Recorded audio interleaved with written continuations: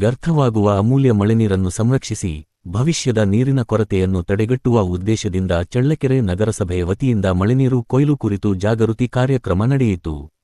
ಈ ಸಂದರ್ಭದಲ್ಲಿ ನಗರಸಭೆಯ ಪರಿಸರ ಇಂಜಿನಿಯರ್ ನರೇಂದ್ರ ಬಾಬು ಹಾಗೂ ಇಂಜಿನಿಯರ್ ಲೋಕೇಶ್ ಅವರು ಹೆಗ್ಗೆರೆ ತಾಯಮ್ಮ ಬಾಲಕಿಯರ ಪ್ರೌಢಶಾಲೆಯ ವಿದ್ಯಾರ್ಥಿನಿಯರಿಗೆ ಮಳೆನೀರು ಕೊಯ್ಲಿನ ಮಹತ್ವ, ಮಳೆನೀರು ಸಂಗ್ರಹಿಸುವ ವಿಧಾನಗಳು ಹಾಗೂ ಅಂತರ್ಜಲ ಮರುಪೂರಣದ ಅಗತ್ಯತೆಯ ಕುರಿತು ಮಾಹಿತಿ ನೀಡಿದರು.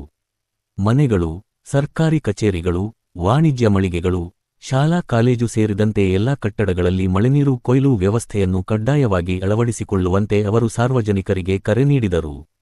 ಮಳೆನೀರಿನ ಪ್ರತಿಯೊಂದು ಹನಿಯೂ ಅಮೂಲ್ಯವಾಗಿದ್ದು, ಅದನ್ನು ಸಂರಕ್ಷಿಸುವ ಮೂಲಕ ಪರಿಸರ ಸಂರಕ್ಷಣೆ ಹಾಗೂ ನೀರಿನ ಭದ್ರತೆಗೆ ಪ್ರತಿಯೊಬ್ಬರೂ ಕೈಜೋಡಿಸಬೇಕು ಎಂದು ಅಧಿಕಾರಿಗಳು ಮನವಿ ಮಾಡಿದರು.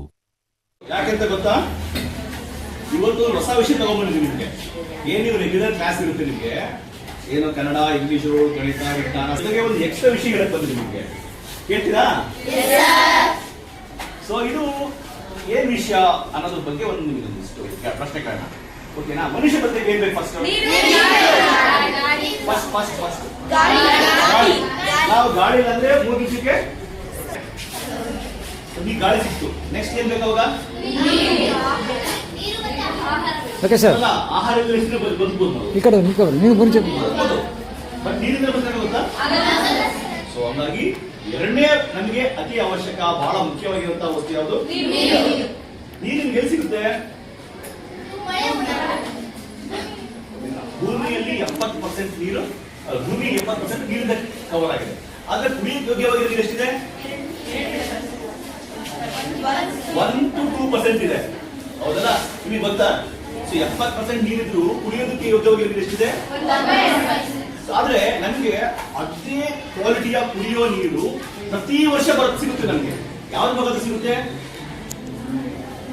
ಮಳೆ ಮುಖ. ಮಳೆಯ ನೀರು ಅತ್ಯಂತ ಶುದ್ಧವಾದ ನೀರು ನಮ್ಗೆ ಸಿಗುತ್ತೆ. ಅಂದ್ರೆ ನೀವೆಲ್ಲರೂ ಕೂಡ ಒಂದು ಬಿಸ್ಲರಿ ಬಾಟಲ್ ತಗೊಂಡಿರ್ತೀರ, ಬಾಯಕ್ಕೆ ತಗೊಂಡಿದ್ರಲ್ಲ, 1 ಲೀಟರ್ಗೆ 20 ರೂಪಾಯಿ ಆಗುತ್ತೆ. ಹೌದಲ್ವಾ?